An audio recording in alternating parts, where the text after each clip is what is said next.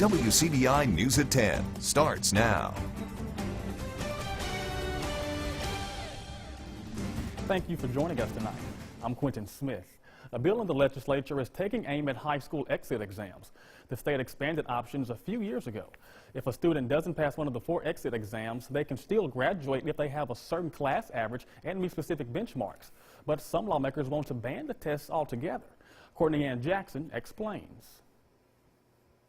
Pass or fail on subject area test has long been a defining factor for high school graduation. Now Representative Tom Miles has filed legislation that states if the Department of Education wants its money, they have to eliminate the exit exams as a graduation requirement. We have to do this to get their attention. What we're trying to do is just to do away with them altogether, because if the tests don't count, there's no reason in giving them. Miles notes that Mississippi is one of only 13 states that have exit exams tied to graduation. Let the teachers teach, because right now our teachers, they're either giving a test, they're preparing to give a test, or they're just finishing giving a test, and they don't have time to teach to our students in the classroom. And Miles introduced multiple options that would have gotten rid of that grad requirement. One was to replace those tests with ACT. no college has ever asked a student what they've made on their state test. They've asked them what have they scored on their ACT. Miles isn't stuck on that idea, but wants to see the current test gone. Executive Director of the Mississippi Professional Educators, Kelly Riley, says the public call to get rid of the test has ramped up in recent years. There's different issues or factors that can contribute to a student's performance.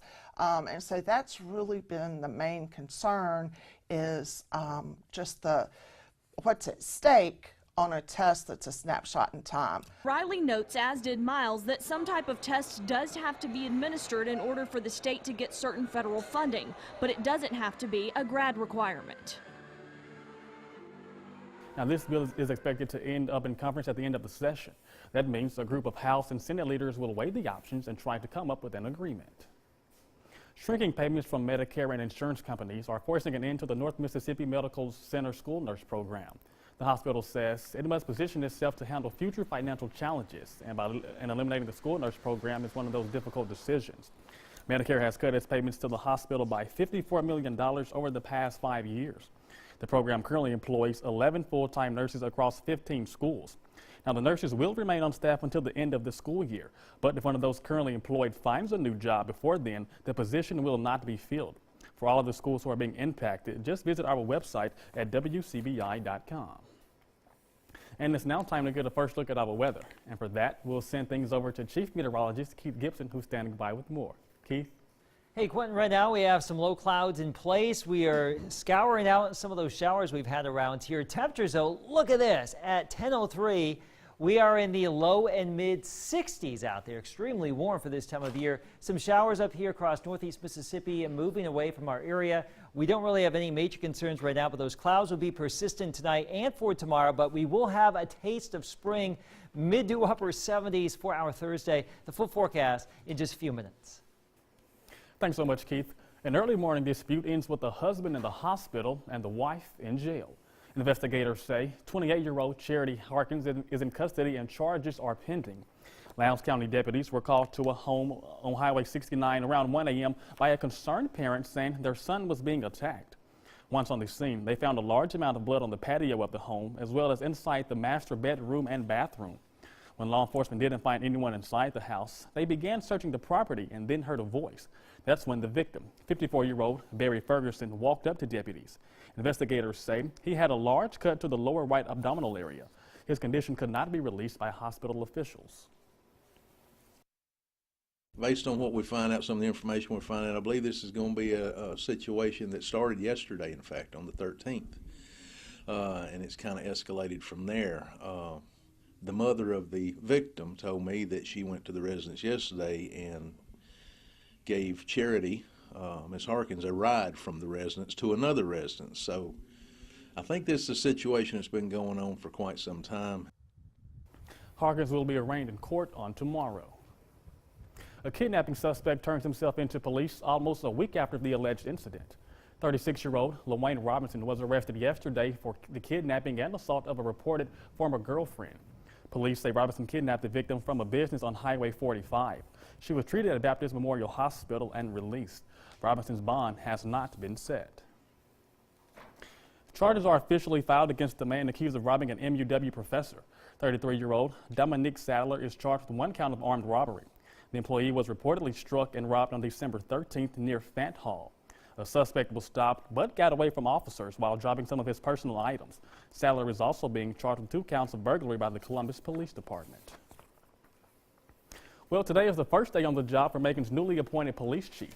As we first told you last night, the Board of Aldermen voted to demote former Chief Lucius Mason to patrolman and install Assistant Chief Divine Beck as interim chief. Our Victoria Bailey spent the day in Macon to find out why. And though a few would talk, the answer was simple. It was time for a change. We really hadn't liked where we've been in the last couple of years. That's the general feeling from the Macon Board of Aldermen after voting to demote Lucius Mason from chief to patrol officer. We're going to make this change, and then we're going to move forward, and if we need to be, we're going to make more changes. Mason served as Macon's top cop for 5 years with an additional 25 years of law enforcement experience. Ward 3 Alderman Tommy Campbell says law enforcement is a tough business, but the board wants new leadership on the force. Being a policeman in small town Mississippi nowadays is very difficult. You know, and I admire anybody that will be a policeman. But we decided to make a change of direction in our police department. Now, we reached out to several board members and Mayor Boykin, who declined to comment on camera, but Boykin did say he opposed the board's decision. Boykin tells WCBI that he can't veto the board's vote because it was a unanimous decision. During Tuesday night's meeting, Assistant Police Chief Divine Beck was promoted to acting chief. Campbell hopes residents will support the board's decision, which he says could have a positive impact on the community. We want our police department to be what the people of Macon deserve and will be proud of. So we hope that making this change and moving forward will get us to where we want to be. Our Victoria Bailey reporting there. Now, the changes within the police department have already gone into effect. Clouds moving out through the area today. A little bit of rain as well. That's our Alpha Insurance time lapse from Durham's Pharmacy in Vernon. Warmer tomorrow. Crazy warm for this time of year. The full forecast is next. Your first alert forecast with Chief Meteorologist Keith Gibson. Oh, I always say it's a great day for ducks when we have a lot of rain, and that's what we had today in Tupelo and a good chunk of North Mississippi. Not all locations, though. That was our Alpha Insurance time lapse there downtown. You can see the rain coming on down. Right now, we have no rain in Tupelo, and the showers skedaddling back to the northeast, and it looks like we're basically done with that. So we have the low clouds, we have the humidity. The rain is basically gone for now. And now we will just enjoy a nice warming trend as we go throughout the course of the next 24 hours. There go the showers. You can see the bigger picture here as we show you the satellite. Not too much waiting in the wings back down to the southwest here. There's a lot of low clouds down here, not a lot of rain. So we will enjoy a dry day tomorrow for the most part, but notice all those clouds here, southerly breezes.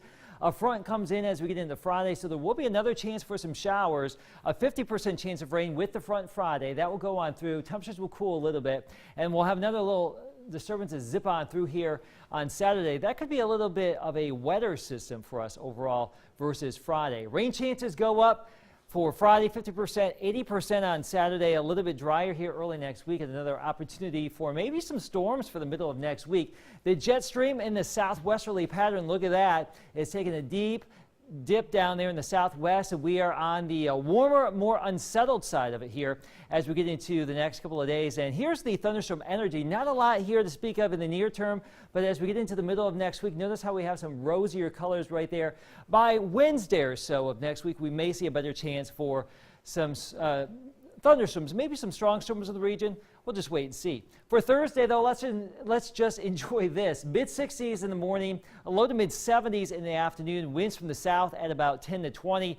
The old record in Tupelo was 79, Columbus 82. The average should be in the upper 50s to around 60. So well above average. Will we get the record territory? It will be close. We'll just see if we can't squeeze in a little bit of sunshine. But widespread mid to upper 70s across our area tomorrow. And then still warm Friday morning. Look at this. Friday morning at 9 o'clock, we should be in the 60s. Here comes that front, and behind it Friday afternoon, 50s and 40s. So a little cool down for us late Friday into Saturday. Saturday temperatures could range from the 40s to the 70s here because that front's going to stall out right overhead. So there will be some showers, temperatures all over the place.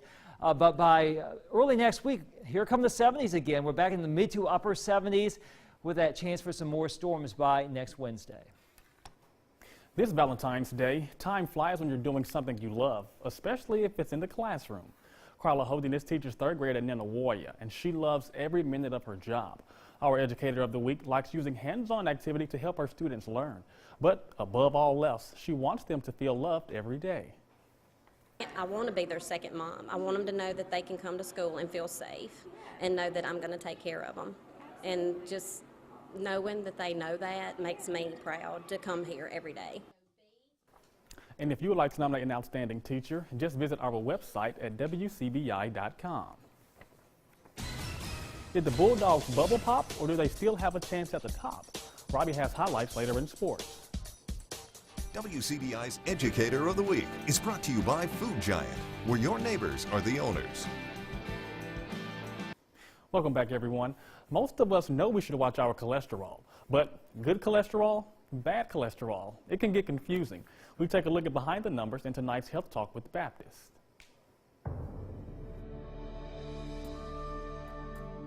Hi, I'm Jessica Nangle, a clinical dietitian at Baptist Memorial Hospital, Golden Triangle. Remember that a heart-healthy diet includes low fat, low cholesterol, and low sodium. Tonight we will discuss cholesterol. Cholesterol is a soft, waxy substance found among fats circulating in your bloodstream. Cholesterol is found in animal products such as fatty meats, eggs, milk, cheese, and shrimp.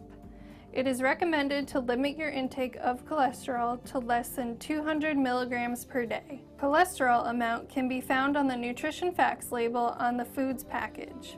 Certain health conditions, your lifestyle, and your family history can increase your risk for high blood cholesterol. Some of these risk factors cannot be controlled, like your age or your family history.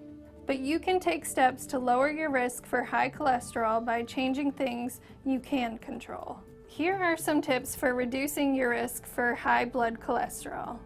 Limiting intake of saturated and trans fats, consuming 20 to 30 grams of fiber per day.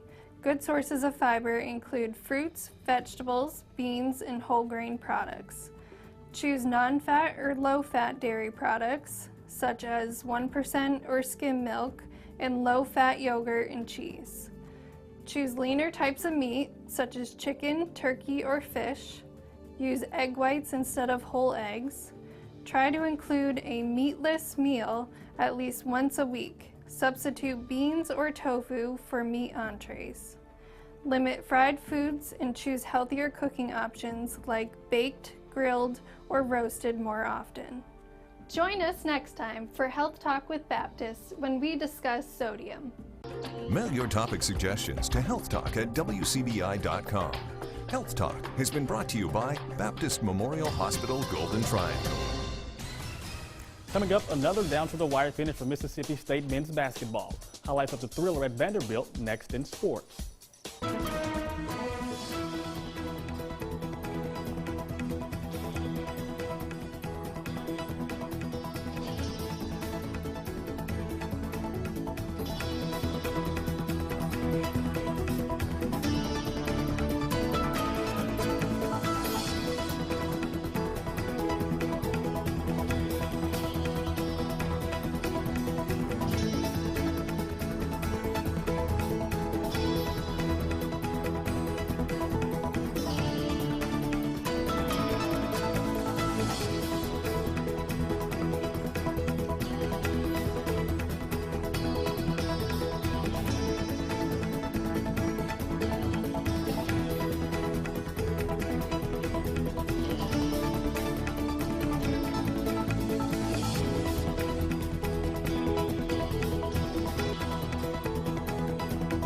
Here's WCBI Sports with Robbie Donahoe.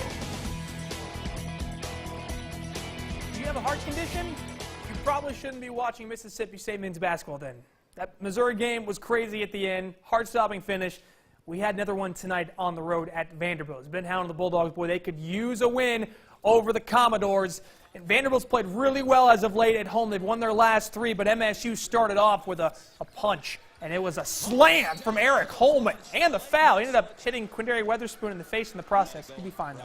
Later, Tyson Carter showing you that he can shoot from way outside. That's from NBA range. Nylon. Bulldogs have a 7-point lead here. They'd go back up by 7 when Lamar Peters takes you off the bounce. Alley-oop to Eric Holman for the 2-hand slam.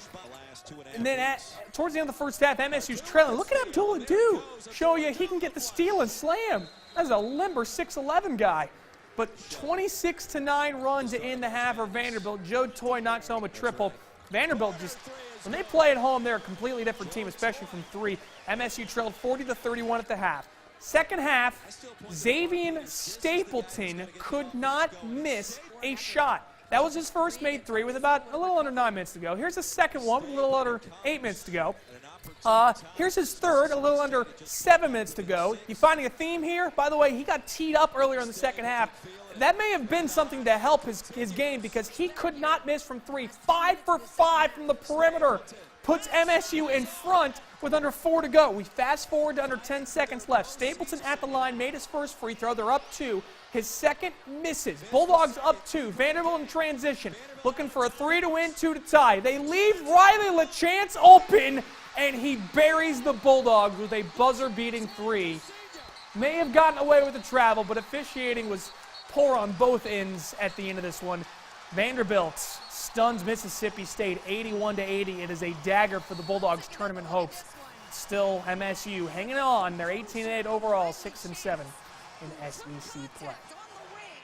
Let's get to district tournament action tonight at the Davis Event Center. Region 2 4A action. Your number 1 seed on the boys' side, Amory, taking on Itawamba. We go straight to the third quarter. Panthers go in front thanks to this Trenton Gillen layup and finish.